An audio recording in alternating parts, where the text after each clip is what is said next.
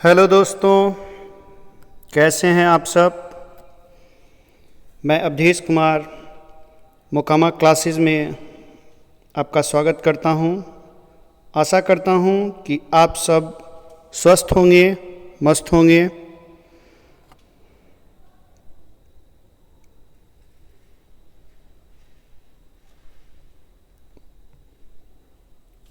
हम लोगों ने अभी तक 6 क्लास का 2 क्लास में चैप्टर 1 से लेकर के 6 तक कवर किया है। अब हम लोग आज क्लास 6 का चैप्टर नंबर 7 और 8 साइंस का जो नोट्स है आज उसे देखेंगे और हम लोग अब आगे बढ़ते हैं। इस चैप्टर में शाक, झाड़ी और वृक्ष के बारे में बताया गया है। इस चैप्टर में शाक, झाड़ी और वृक्ष के बारे में बताया गया है।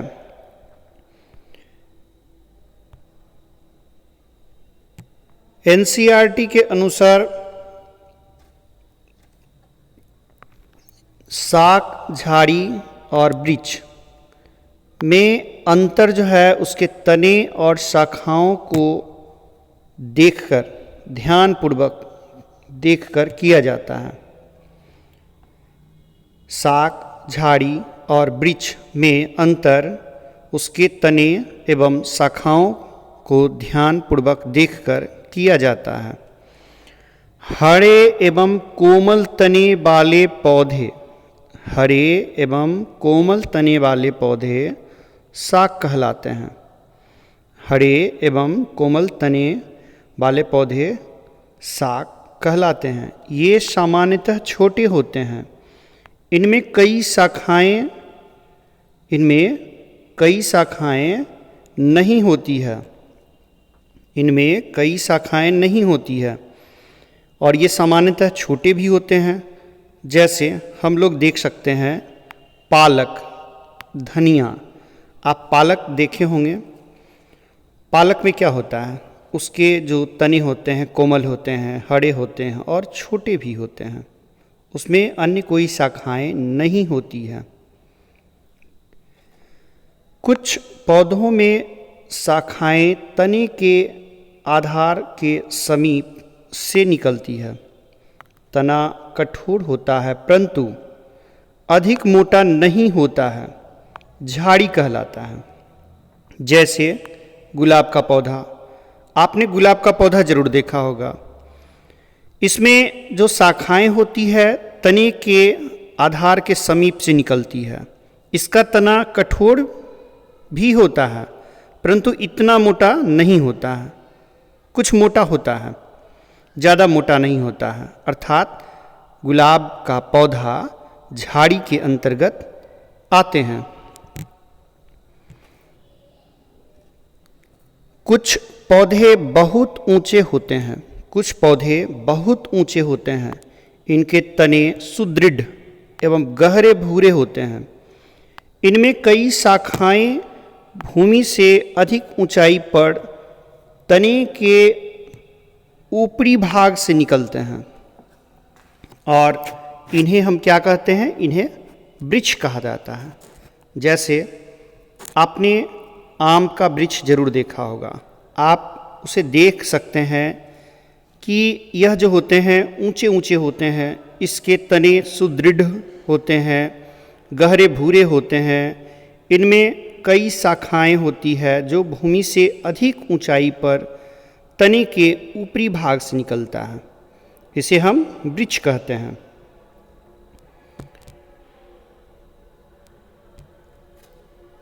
कमजोर तने वाले जो पौधे होते हैं जो सीधे खड़े नहीं हो सकते और ये भूमि पर फैल जाते हैं, इन्हें विसर्पी लता कहते हैं।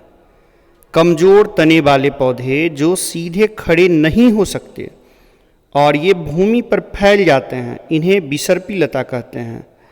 जबकि कुछ पौधे आसपास ढांचे की सहायता से ऊपर चढ़ जाते हैं। ऐसे पौधे आरोही लता कहलाते हैं। कद्दू, करेला, खीरा ये सभी बिसर्पी लता के उदाहरण हैं, जबकि पान के जो पत्ते के पौधे होते हैं वो आरोही लता के उदाहरण हैं।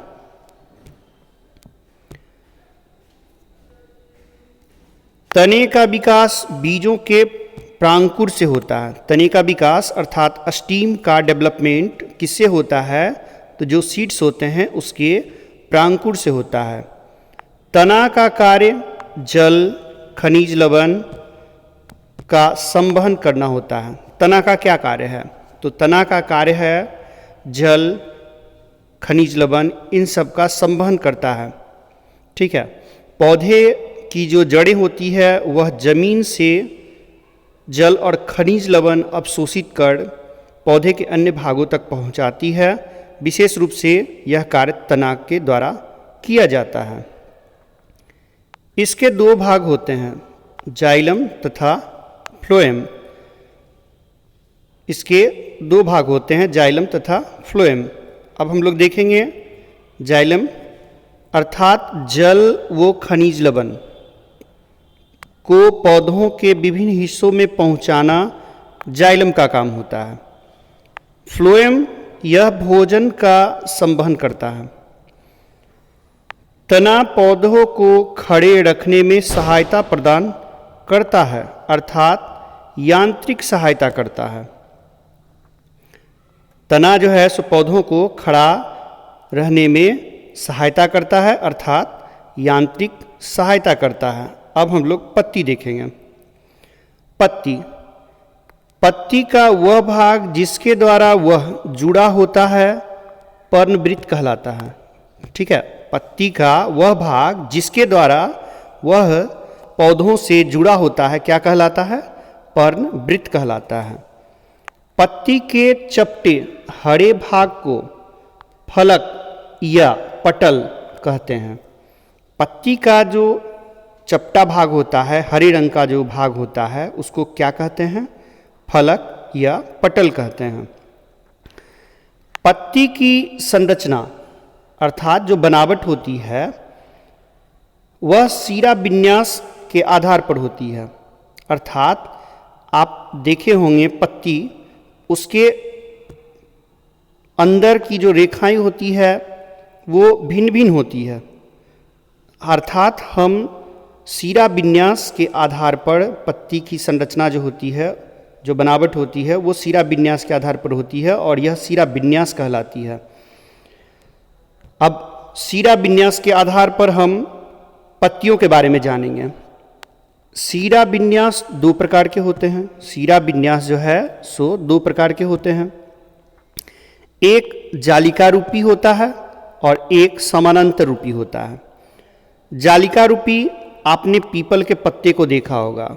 उसमें जब आप देखते हैं तो आप देखते हैं कि इस तरह से पीपल का जो पत्ता होता है, इस तरह से जो पीपल का पत्ता होता है उसमें इस तरह से संरचनाएं निकली होती है, इस तरह से संरचनाएं निकली होती है। ठीक है।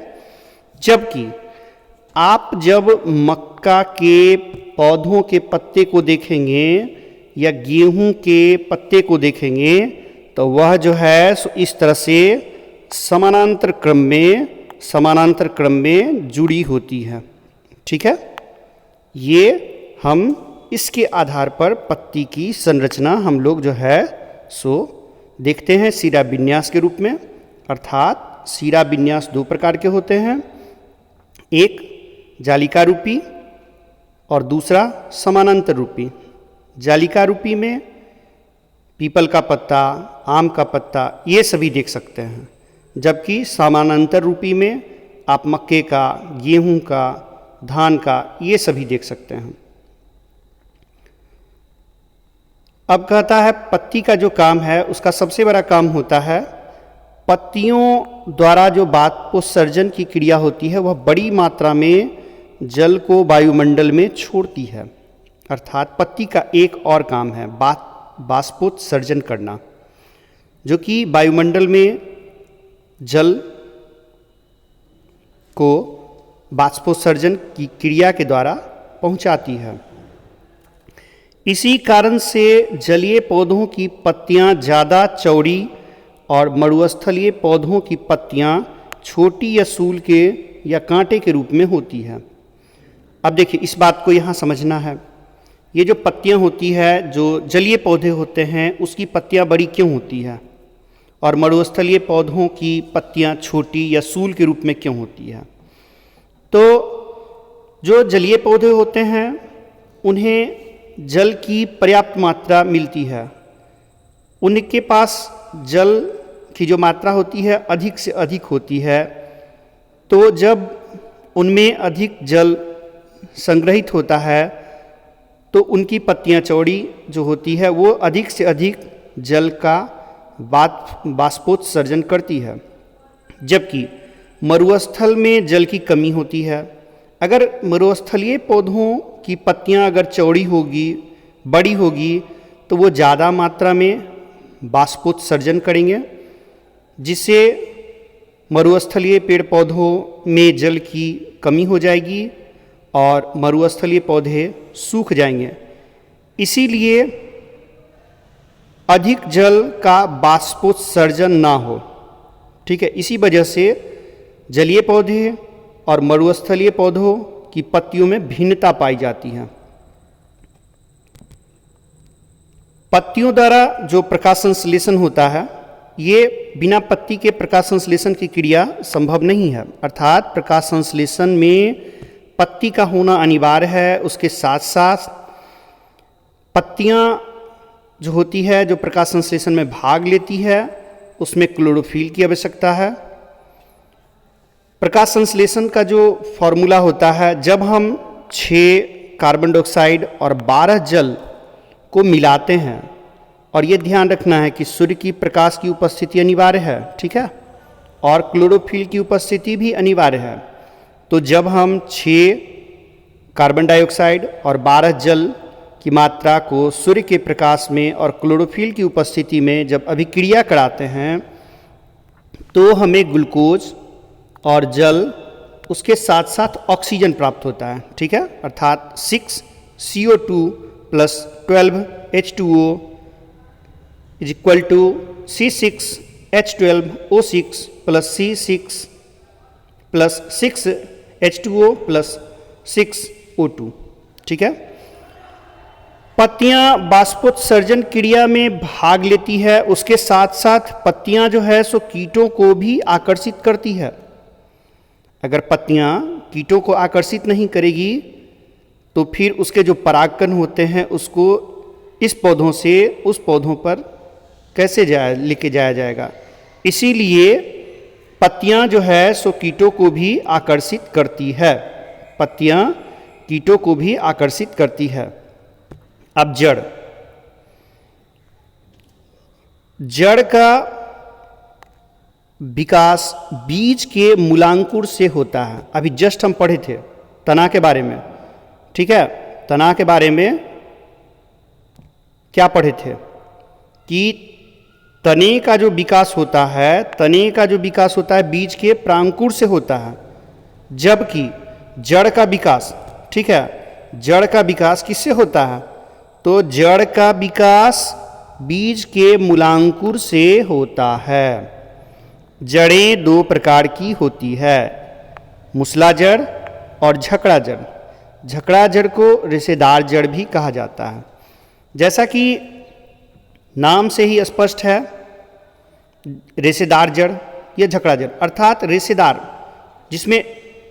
जिसकी जड़ों में अधिक से अधिक रेशे हों, रेशेदार जड़। जैसे आप देख सकते हैं झकड़ा जड़ या रेशेदार जड़ के अंतर्गत गेहूं या धान की जो जड़ें होती है उसमें कई छोटे छोटे इस तरह से जड़ में छोटे छोटे छोटे छोटे छोटे रेशे निकले होते हैं, ठीक है। ये झकड़ा जड़ या रेशेदार जड़ इस प्रकार के होते हैं। जबकि मूसला जड़ में एक मुख्य जड़ होता है तथा उसके साथ अन्य छोटे छोटे पार्श्व जड़ होते हैं। जैसे कि आप आम का पेड़ या नीम का पेड़, इसकी जड़ को आप देख सकते हैं, ठीक है। इसमें एक मुख्य जड़ होता है, इसके साथ साथ अन्य छोटे छोटे पार्श्व जड़ इसमें शामिल होते हैं। मूसलाजड़, मूसलाजड़ जो होता है यह जो है सो द्विबीजपत्रीय पौधों के उदाहरण है, जबकि झकड़ाजड़ जो होता है एक बीजपत्री के उदाहरण है। अर्थात ये जो मूसलाजड़ है ये द्विबीजपत्री पौधों में पाए जाते हैं, जबकि झकड़ाजड़ एक बीजपत्री पौधों में पाए जाते हैं।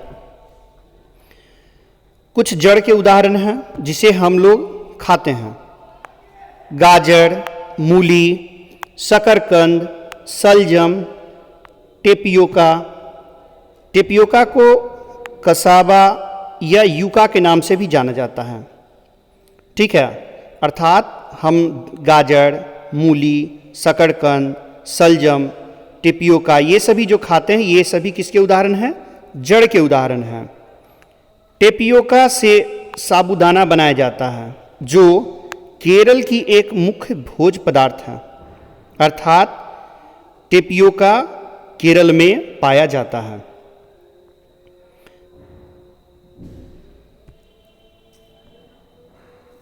पर्णवृत्त, पर्णवृत्त पत्तियों को तने से जोड़ता है। पर्णवृत्त का क्या काम है? तो पत्तियों को तने से जोड़ना ही पर्णवृत्त का काम है। पत्ती का हरा सपाट हिस्सा लैमिना कहलाता है। पत्ती का जो हरा सपाट हिस्सा होता है उसे हम लोग क्या कहते हैं? तो लैमिना कहते हैं। मार्जिन पत्ती को आकार प्रदान करता है। पत्ती को आकार प्रदान कौन करता है? तो पत्ती को आकार जो प्रदान करता है वह मार्जिन करता है। पत्तियों के रंध्र जो होते हैं वो बाष्पोत्सर्जन क्रिया में भाग लेते हैं। पत्तियों में जो रंध्र पाया जाता है वह बाष्पोत्सर्जन क्रिया में भाग लेता है। अब हम लोग फूल के बारे में पढ़ेंगे।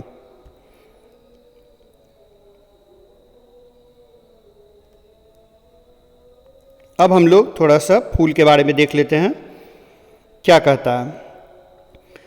आप एक अड़हुल का फूल लीजिए जिसकी पंखुड़ियाँ आप देखिएगा तो ये लाल होती है, ठीक है। और उसे जब डंठल के साथ थोड़ा उसमें जो तना होता है ये वाला हिस्सा जो आप तोड़ते हैं तो आप देखते हैं कि यहाँ पे कुछ हरे हरे भाग उसमें पत्ती जैसे होते हैं। इस हरे वाले भाग को बाह्य दल कहते हैं, ठीक है। इस हरे वाले भाग को क्या कहते हैं? तो इस हरे वाले भाग को बाह्य दल कहते हैं, ठीक है। और ये जो लाल फूल की जो होती है पत्तियाँ जो लाल लाल होती है अड़हुल फूल का वो पंखुड़ियाँ कहलाती है। और उसके अंदर जब आप फूल तोड़िएगा, अड़हुल का फूल लीजिएगा तो देखिएगा कि उसके अंदर कुछ लंबी लंबी रेसाएं हैं, ठीक है। ये लंबी लंबी जो रेसाएं हैं ये जो है सो ये लंबी लंबी डंठल जो होती है वो पुंकेसर कहलाती है। और उस डंठल के ऊपर जो रोएदार क्षेत्र होता है, रोएदार, ये रोएदार होता है, इसे परागकोश कहते हैं, ठीक है। और ये जो मैंने बताया ये जो बाह्य दल के पास हरे रंग का हिस्सा होता है उसके जस्ट ऊपर अर्थात ये जो पंखुड़ियाँ हैं इसके जस्ट नीचे, सबसे नीचे वहाँ पे स्त्री केसर पाया जाता है, ठीक है। वहाँ पे क्या पाया जाता है? स्त्री केसर पाया जाता है। ये जो परागकण होते हैं, ये जो परागकण होते हैं, ठीक है ना, ये जो है ये नरभाग कहलाता है। ये परागकण नरभाग कहलाता है। और इसमें जो होते हैं ये जो हरे वाले हिस्से होते हैं, सॉरी हरे वाले नहीं, ये भी आप रेड कलर में ही होते हैं, मतलब जिस कलर का फूल होता है उसी कलर के हिस्से होते हैं, ठीक है। इसे हम लोग तंतु या पुतंतु कहते हैं। और ये जो ऊपर का हिस्सा होता है जिसमें रोया होता है, रोया रोया रोए की तरह होता है, एक छोटे छोटे बारीकी कण पाए जाते हैं, उसे पराग कण कहते हैं। और वो गोल वाला हिस्सा ये गोल वाला जो हिस्सा है बाहरी हिस्सा, ये जो बाहरी हिस्सा है ये बाहरी हिस्सा जो है ये कहलाता है परागकोश। और ये उसके परागकोश के ऊपर जो छोटे छोटे छोटे छोटे छोटे छोटे बारीकी से होते हैं उसे कहते हैं परागकण। और ये जो पुंकेसर होता है, पुंकेसर का भाग नर भाग कहलाता है। ठीक है। पुंकेसर का भाग क्या कहलाता है? तो नर भाग कहलाता है। अब हम लोग देखेंगे स्त्री केसर, ठीक है। स्त्री केसर के जो भाग होते हैं, अर्थात ये मादा अर्थात फीमेल का पार्ट होता है, ठीक है। और इसमें जो होता है वर्तिकाग्र होते हैं, वर्तिका होती है और अंडाशय होते हैं। ये जो अंडाशय वाला हिस्सा है, इसी के अंदर बीजांड भी होते हैं, इसी अंडाशय में। अर्थात आपसे अगर पूछा जाए कि स्त्री केसर के भाग अर्थात मादा भाग के अंतर्गत कौन कौन से हिस्से आते हैं, तो वर्तिका, वर्तिकाग्र, अंडाशय और बीजांड, ये सभी स्त्री केसर के भाग हैं। जबकि मेल भाग में अर्थात नर भाग में पुंकेसर के भाग में कौन सा आएगा? तो परागकण, परागकोश, ये जो हैं सो पुंकेसर के हिस्से हैं जो नर भाग का पार्ट होता है। परागन, परागन किसको कहते हैं? परागन जब परागकोश से परागन निकल कर वर्तिकाग्र पर पहुंच जाता है तो हम इसी प्रक्रिया को परागन कहते हैं। परागन किसको कहते हैं? तो परागन जब परागकोश से परागकण निकलकर वर्तिकाग्र पर पहुंच जाता है तो हम इसी प्रक्रिया को परागन कहते हैं। और ध्यान रखना है, ये जो वर्तिकाग्र है ये फीमेल पार्ट है और ये जो परागकण होते हैं ये मेल पार्ट है, ठीक है। और यह क्रिया हवा के द्वारा, कीटों के माध्यम से, पानी के माध्यम से संपन्न होता है। सामान्यतः पौधों का वर्गीकरण उनकी ऊंचाई, तने एवं शाखाओं के आधार पर शाक, झाड़ी एवं वृक्ष में किया जाता है। सामान्यतः पौधों का वर्गीकरण उसकी ऊंचाई, तने एवं शाखाओं के आधार पर हम लोग निर्धारित करते हैं कि कौन सा शाख है, झाड़ी है या वृक्ष है। पत्तियों में सिराओं का, पत्तियों में सिराओं का प्रतिरूप सिरा विन्यास कहलाता है। पत्तियों में सिराओं का प्रतिरूप क्या कहलाता है? तो सिरा विन्यास कहलाता है। यह जालिका रूपी अथवा समानांतर हो सकता है। पत्तियों का सिरा विन्यास कैसा होता है? तो जालिका रूपी होता है या समानांतर होता है। जालिका रूपी सिरा विन्यास युक्त पत्तियों वाले पौधों की जड़ें मूसला जड़ होती है। अभी जस्ट हम लोगों ने इसके पहले पढ़ा था कि ये जो मूसला जड़ होती है उसका सिरा विन्यास जालिका रूपी होता है, जबकि समानांतर सिरा विन्यास युक्त पत्तियों वाले पौधों की जड़ें रेशेदार होती है। जिसका सिरा विन्यास समानांतर होता है वह जो है सो रेशेदार के अंतर्गत आता है। पुष्प के विभिन्न भाग कौन कौन से होते हैं? तो पुष्प के भाग हैं बाह्यदल, पंखुड़ी, पुंकेसर एवं स्त्री केसर। परागकोश में परागकण होते हैं जो नर युग्मकों को बनाता है। परागकोश में परागकण का क्या काम है? परागकण नर युग्मकों को बनाता है। स्त्री केसर में वर्तिकाग्र, वर्तिका और अंडाशय होते हैं। अंडाशय में एक या अधिक बीजांड होते हैं। अंडाशय में एक या अधिक बीजांड होते हैं। मादा युग्मक अथवा अंड का निर्माण बीजांड में होता है। मादा युग्मक अथवा अंड का निर्माण कहाँ होता है? तो बीजांड में होता है। शरीर में गति,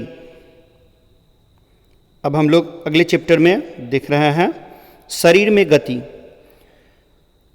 हम लोग जो देखते हैं हमारे शरीर में अलग अलग तरह के जो ज्वाइंट होते हैं वो किन नामों से जाने जाते हैं? जैसे कंदुक खलिका संधि, बॉल एंड सॉकेट। ठीक है, हम लोग जो देखते हैं हमारे शरीर में जो जांघ की जो हड्डी होती है जिसे फीमर कहा जाता है का कूल्हे से जुड़ा होना, या हाथ की जो हड्डी होती है जिसे ह्यूमरस कहते हैं का कंधे की हड्डी से जुड़ा होना, ये जो है सो कंदुक खल्लिका संधि कहलाता है। आप देखते होंगे कि जब ये हमारा हाथ है, ठीक है, और ये जब शोल्डर से जुड़ा होता है, ठीक है, तो यहाँ पे इस तरह का ये सॉकेट की तरह बना होता है, सॉकेट की तरह, और ये गोल होता है, ठीक है, और यहाँ पे ये गोल होता है, और ये दोनों एक तरह से ज्वाइंटेड होते हैं, अर्थात इस तरह से बने होते हैं। ठीक है, ये सॉकेट की तरह होता है और ये जो है सो गोल होते हैं गेंद की तरह, इसीलिए इसे कंदुक खल्लिका संधि कहते हैं। कंदुक अर्थात गेंद और खल्लिका अर्थात सॉकेट, ये इसमें सेट हो जाता है, ये इसमें सेट हो जाता है और हमारा जांघ का या हाथ का जो घूमना होता है ये कंदुक खल्लिका संधि की वजह से ही संभव है। अर्थात एक तरफ हड्डी का गेंद की तरह होना तथा दूसरी तरफ हड्डी का सॉकेट की तरह होना कंदुक खल्लिका संधि कहलाता है। अब है हिंज संधि या कब्जा संधि। हिंज संधि इसे नहीं समझ सकते हैं तो कब्जा संधि देखिए।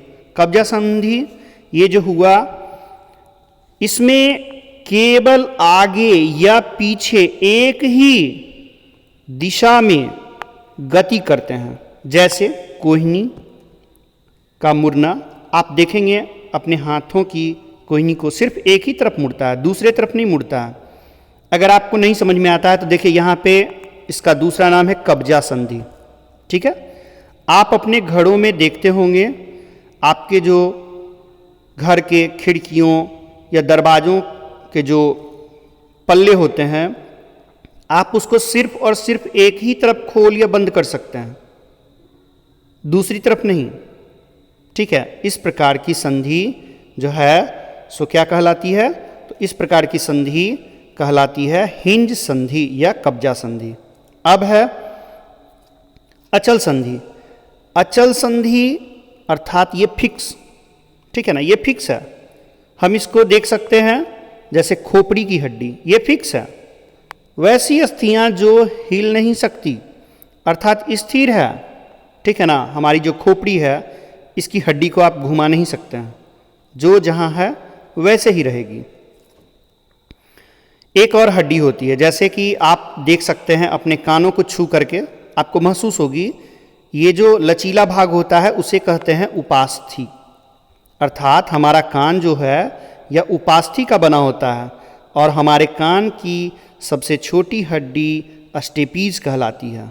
और हमारे कान की सबसे छोटी हड्डी क्या कहलाती है, तो स्टेपीज कहलाती है। ठीक है, घोंघा। घोंघा का कवच या बाह्य कंकाल किसका बना होता है, तो कैल्शियम कार्बोनेट का बना होता है, अर्थात CaCO3। आप जो देखते होंगे घोंघा चल रहा है, अगर आपने उसे किसी तरह से टच कर दिया या छू दिया या उसके रास्ते को अवरुद्ध करना चाहा तो वह अपने खोल में छिप जाता है। वह खोल किसका बना होता है, वह कवच किसका बना होता है, कैल्शियम कार्बोनेट का। तिलचट्टा में 3 जोड़ी पैर होते हैं।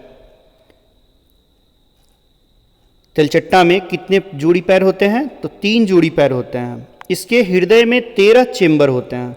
ठीक है, तिलचट्टा के हृदय में कितने चेंबर होते हैं, 13 चेंबर होते हैं, तथा इसके पंख की संख्या 2 जोड़ी होती है। तिलचट्टा में 3 जोड़ी पैर, 2 जोड़ी पंख और हृदय में कक्षों की संख्या, चेंबर की संख्या कितनी होती है, तो 13 होती है। एक पुस्तक का नाम है, ठीक है, हम लोग इसे देख लेते हैं। ये पुस्तक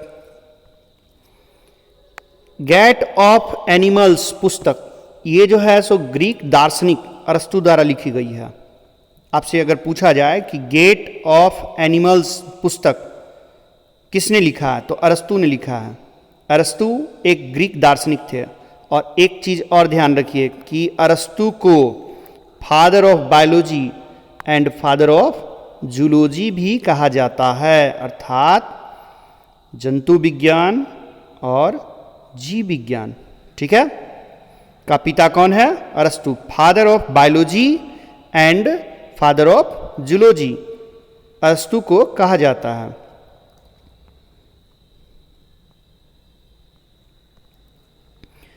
मछली शरीर के दोनों ओर एकांतर क्रम में वलय बनाकर जल में तैरती है। मछली जो है सो जब तैरती है तो वह दोनों ओर एकांतर क्रम में वलय बना लेती है, उसके बाद तैरती है। सांप भी अपने शरीर के दोनों ओर एकांतर क्रम में वलय बनाते हुए भूमि पर वलयाकार गति करता हुआ आगे की ओर फिसलता है। आप देखते होंगे सांप जो रेंग के चलता है तो वह भी अपने शरीर के दोनों ओर एकांतर क्रम में वलय बनाते हुए भूमि पर वलयाकार गति करता हुआ आगे की ओर फिसलता है। अब है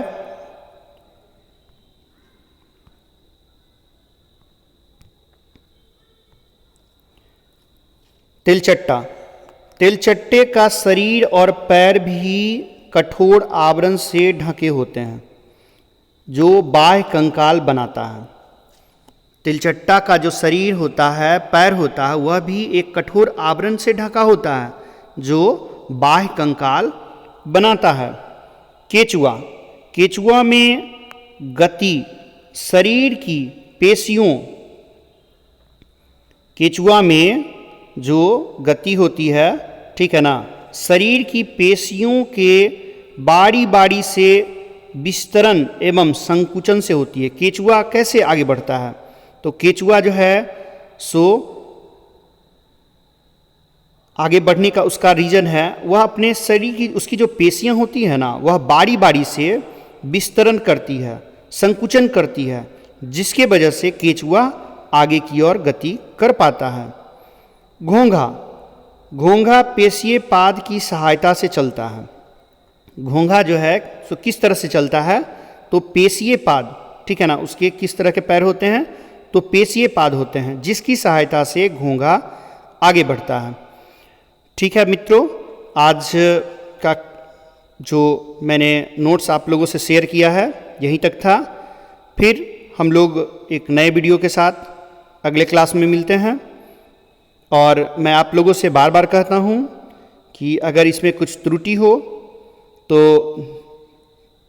निसंकोच हमें बताएं, कमेंट्स करें, ताकि मैं इसमें जो कमियां हैं, जो खामियां हैं, जो गलतियां हैं, इसे सुधार सकूं और इसे मैं बेहतर से बेहतर बनाने का प्रयास कर सकूं। ठीक है, तो अब मिलते हैं अगले वीडियो में। जय हिंद।